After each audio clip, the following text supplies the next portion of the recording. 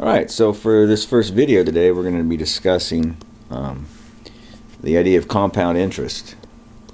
And a lot of us, well, all of us have dealt with it, every single one of us. We just don't always realize it. Maybe it hasn't been completely spelled out to us. Some of us learned about it in Algebra 2, or sometime in high school, or maybe say you took it in Math 111, and all you remember about it is logarithms, and you're annoyed by that. I don't want to think about it like that. I want to think about it more intuitively. And so what I want you to think about is this. Suppose, now I'm going to pick a number that's going to seem ridiculous. I will give you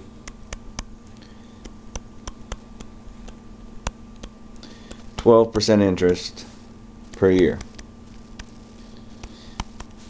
And of course, I'm not going to give you that. But if I did, suppose you start off with $100 initially.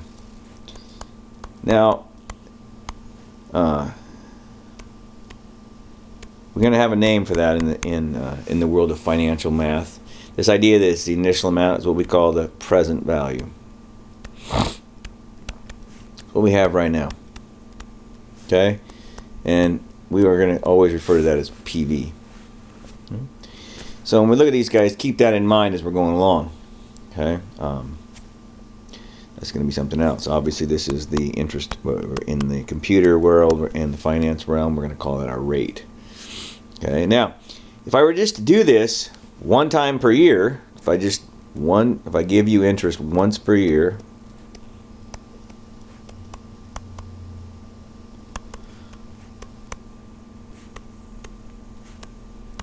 well, we call it annual interest, and that's not very exciting because what is 12% of 100? It's $12. And so now you will have $112. By the way, $112 is 112% of 100, right? So what you have, what you started with, it's 112% of it. That idea that you start off with 1%, or 1, I should say, which is 100%, and you add 12% to that, which is the same as saying 1 plus 0.12. Okay, which is 1.12. In other words, you could have done this 100 times 1.12 and gotten the same answer. And of course, next year it's going to be 112 times 1.12 because that was the next year. And the next year it's going to be whatever that boils down to. It's going to be $124 and some odd cents times 112. And again, and again, and again. Okay? And that's great. That's annual interest. Nobody really gets annual interest. What we normally get is what we talk about frequently is compounded monthly. And almost without exception in this class, we will do compounded monthly. That is, I will give you 1/12 of the yearly rate every month.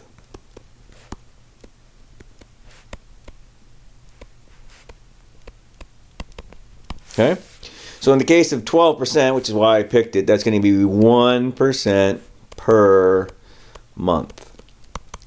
And so what I'm going to end up with is 1.01. And of course I did that by doing it's 1 plus the rate divided by 12.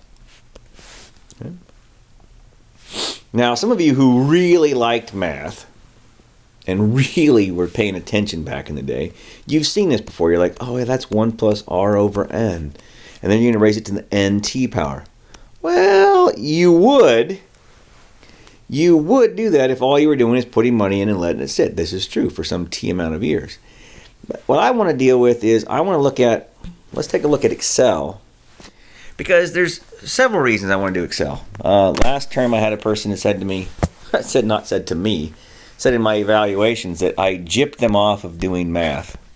I feel ripped off. I wanted to do it all by hand.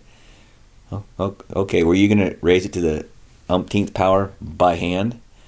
Weirdo, I don't know. Anyways, so what I'm going to do is this. I'm going to come over here somewhere. I'm going to name this cell. Remember, I click up here in the name box and I literally type in interest. Doesn't matter if you spell it right or wrong. Just make sure you hit enter. That's kind of a big deal.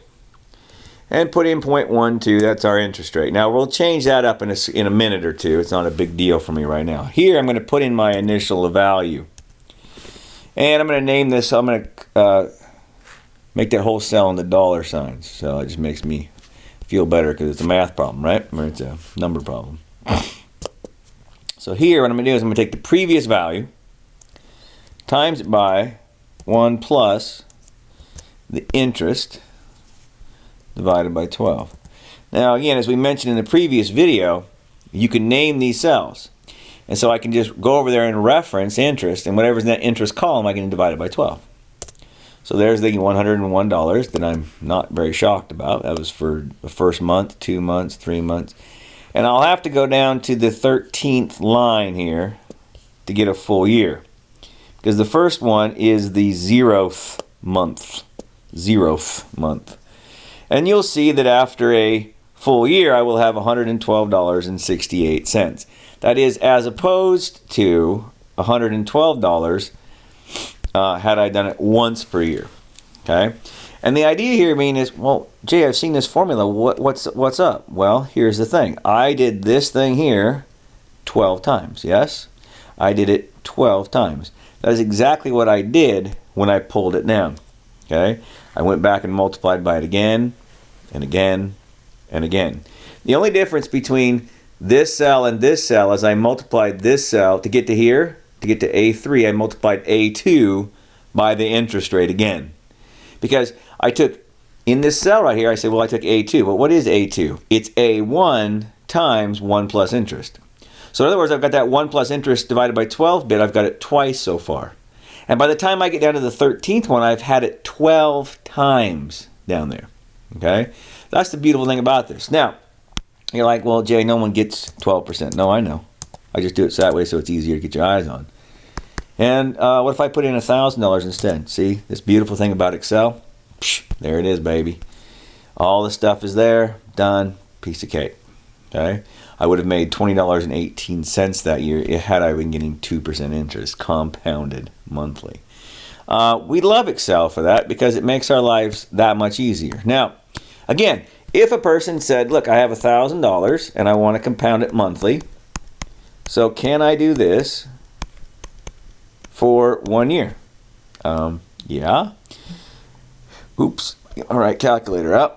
So I could pull out my calculator because if I'm a purist, maybe I feel like that's what I really want to see, is doing it this way. I don't, listen, to be honest with you, I don't know why you'd want to do that, but you know, I aim to please.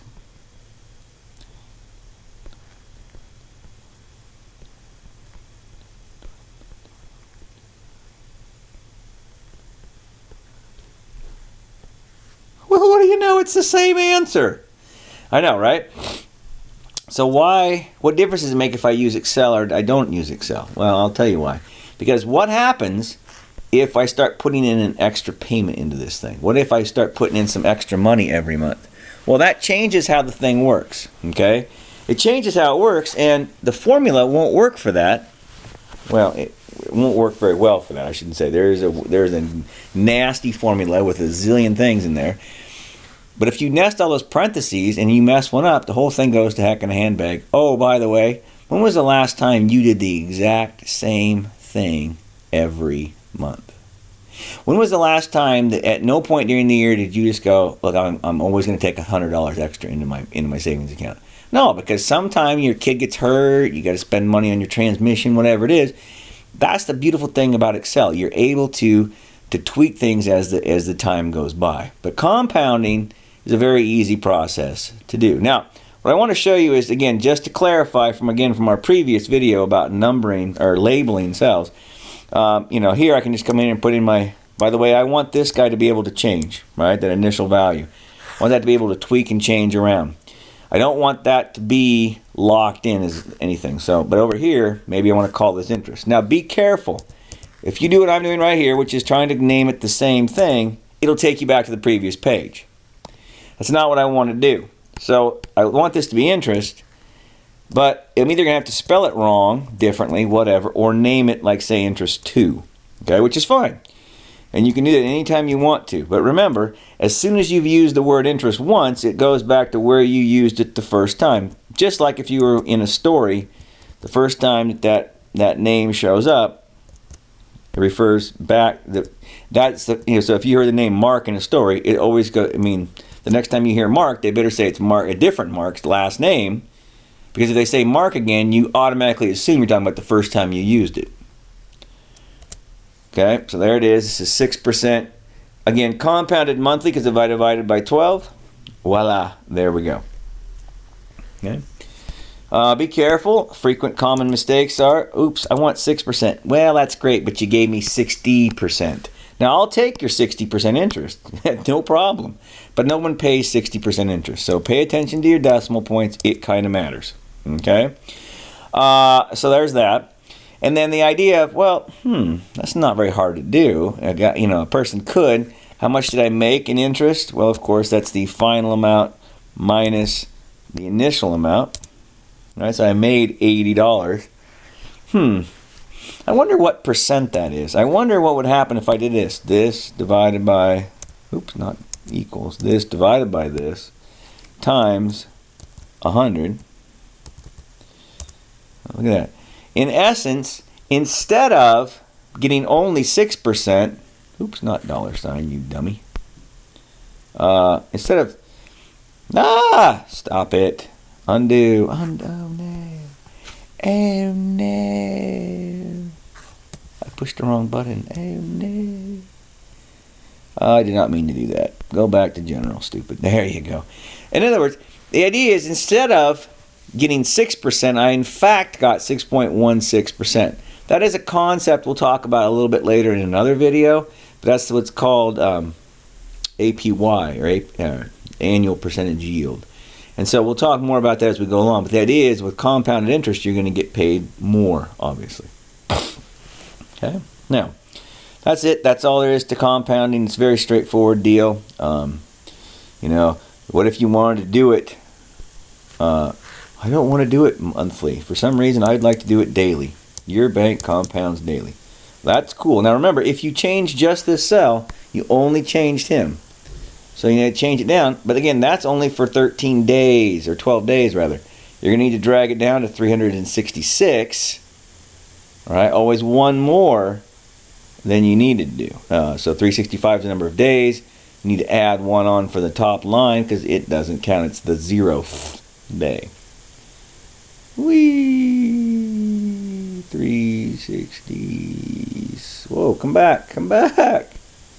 Well, there it is, right there. So, you'd again have 1380.38, all right, which means obviously you made 80.38.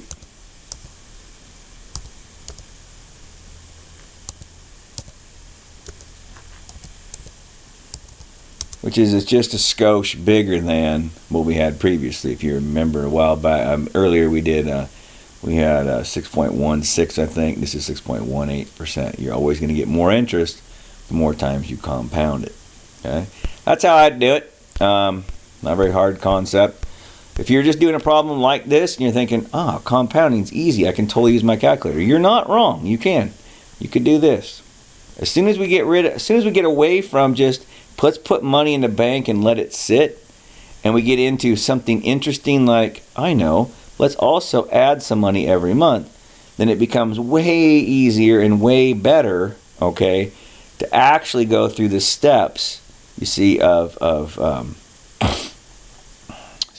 steps to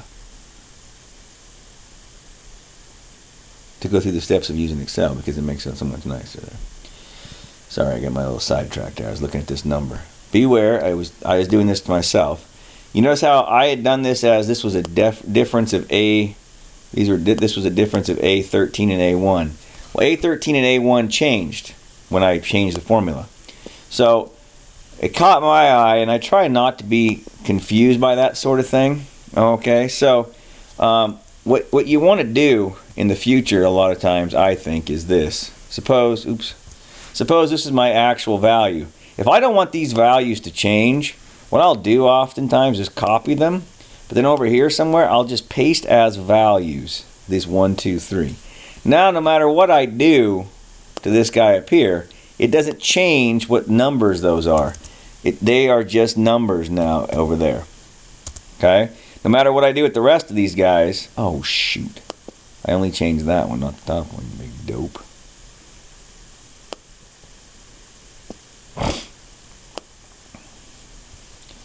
Anyway, I can continue dragging this all the way down to 366. Well, 366, which is right there. It's the same one it was a minute ago, 1380.38, of course. But if you come back up here, what you'll see is that the ones we copied as values didn't change, but the other ones did. Anyway, that's why I started to lose my train of thought a minute ago, because when I saw that, I was like, I messed something up. Don't panic, but that happens. It's a two-edged sword for Excel. You can change things. You can go, well, what if I wanted 5% instead? Okay, that was hard. Done. Okay. But notice that everything that depended on that cell will change when you change that cell. It's a beautiful thing, but it's something that a person has to watch out for so they don't freak themselves out.